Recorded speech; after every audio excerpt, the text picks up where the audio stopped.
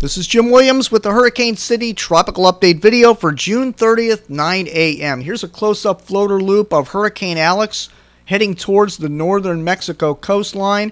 The system's been fluctuating this morning. It was a little intense a little earlier, and now the convection has waned a little bit, and it's beginning to look doubtful that this will become a major hurricane. Even though the pressures continue to drop in this system, there's some reasons why it's not intensifying rapidly, and I'll get to that in just a minute, but this is heading towards the coast and should be in and around midnight tonight.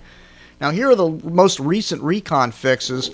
I put up about the last 24 to 36 hours of recon fixes so you can see the overall motion based on the recon, and we can see a general west-northwest, just north of due west if you start from the beginning to the end, seeing that the system is not... It moved west for a little while here. Yesterday, we had a system moving almost due west, but now today it's resumed this west-northwest course. But again, if you take it from the beginning to the end and you extrapolate it, we're getting in here north of La Pesca, Mexico, which looks like that's what's going to happen. Interestingly, yesterday on the Tropical Update video, I did mention that the difference between the inner and the outer eye temperatures would indicate increasing intensity of the winds. And we saw that yesterday as it went from a tropical storm to a hurricane out here when it was heading almost due west. Now this morning, there's almost it's only about 2 degrees Celsius difference between the inner and outer eye wall. And in fact, the eye wall is open to the northwest, and it's 9 nautical miles wide eyes. So this is not really that well of an organized system as it heads off to the west, and it'll be lucky if it even gets up to Category 2 status. It looks like this might just remain a Category 1, although it would not surprise me at this low of a pressure. We're talking 958 millibars, which is pretty low. That's like Category 2 type pressures. So we'll see if the winds catch up. But right now, looking at the radar and satellite, it doesn't look like that's happening. All right, now here is the animation of our forecast of Hurricane Alex, and we're going to stop it right at landfall here using the HurTrack program. And boom, right there, right around 11 p.m. tonight to midnight is when the hurricane force wind field arrives on the coast.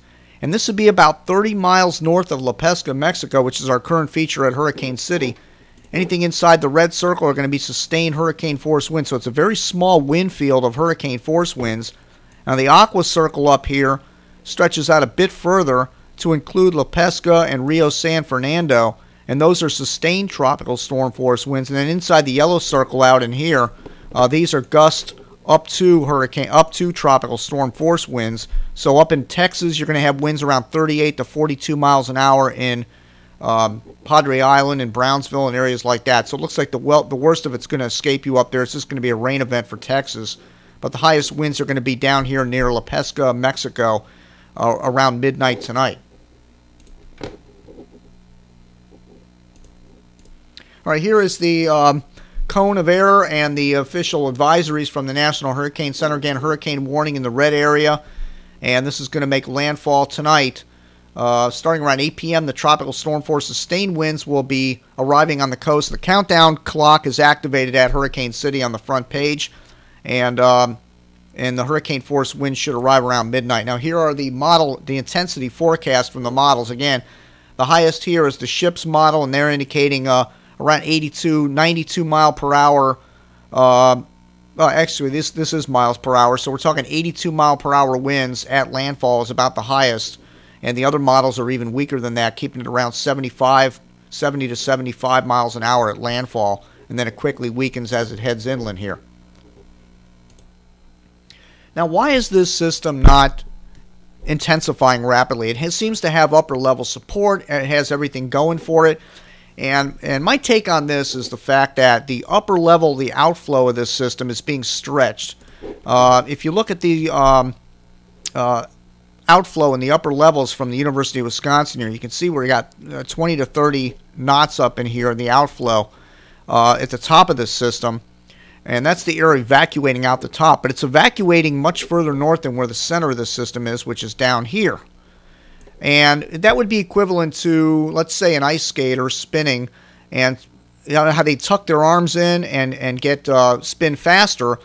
This based on the upper flow, the arms are being stretched out on the ice skater, and they're unable to tuck their arms in and spin faster. And I think that's what's happening with Hurricane Alex. It's just so spread out, and it got disrupted over the passage over the Yucatan Peninsula, and it just never really consolidated itself tight enough to really gain a lot of wind speed here. So I think that's what's happening with Alex. It's just not a tight enough system. And we saw that with Ike back a couple of years ago, when it passed over these islands out here. It just got torn apart, and it never was able to recover, and it remained a Cat 2 all the way across the Gulf of Mexico because it was a large system, and it didn't have a chance to tuck its arms in, and that's what's happening with Hurricane Alex, rather.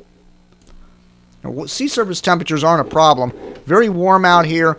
Talking mid-80s. I just checked some buoys out here, 84 degrees right out in here. So it's probably around 84 underneath the hurricane, and it's a little bit less, around 82 degrees on the coast. So I think this is pretty much going to tap out at maximum Category 2.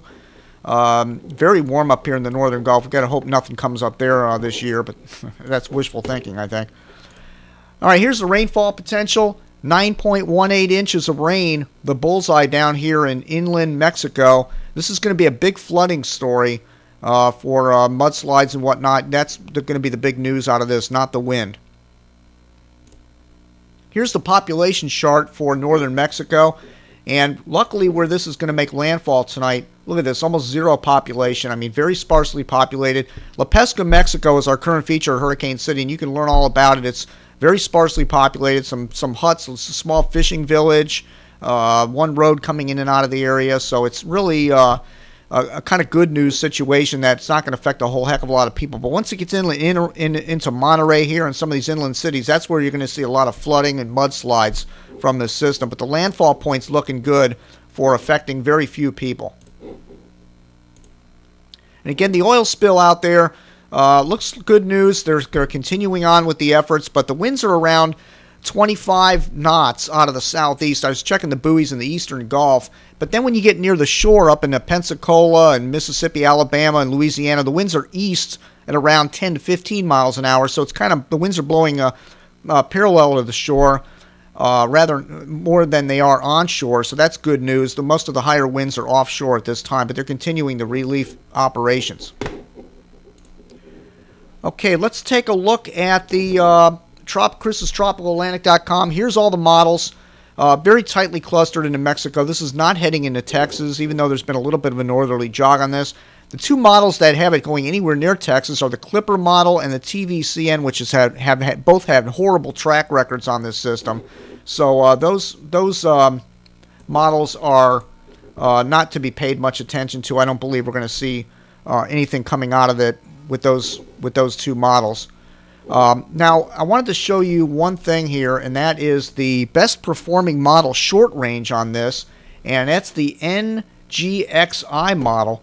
And the NGXI model has the best short-term, the most recent errors on the models. This is the best performer, off by about 45 miles or so at 5 days. And the NGXI is what this is a conglomeration of the NOGAPS and GFS tracker, and it's interpolated, meaning there's additional data that goes into it. But this is the best performer going out recently, and it has decreasing error, which means it's getting better with time. So this is taking it in just right near La Pesca, Mexico. So we'll see if that plays out. Well, that's it for now. One more mention on the front page of Hurricane City. We're going to have live coverage tonight as this makes landfall in Mexico. Now, we normally don't cover hurricanes making landfall in the Caribbean or Mexico unless they're major. But Bill's going to be up putting some images up on the screen. He's going to have radio from Mexico. And the interesting thing is he has a translator that's going to be able to translate a lot of this for our archive subscribers. If we have any good recorded information on Hurricane Alex as it makes landfall, we will make an archive for our archive subscribers with the translation into English so you can kind of understand what happened down there in Mexico. But that'll be up during the night with radar, satellite, whatever other information Bill can find and pull up on the screen, and we'll make it as viewable as possible for you during the overnight hours. Well, that's it for now. Thank you again for visiting Hurricane City.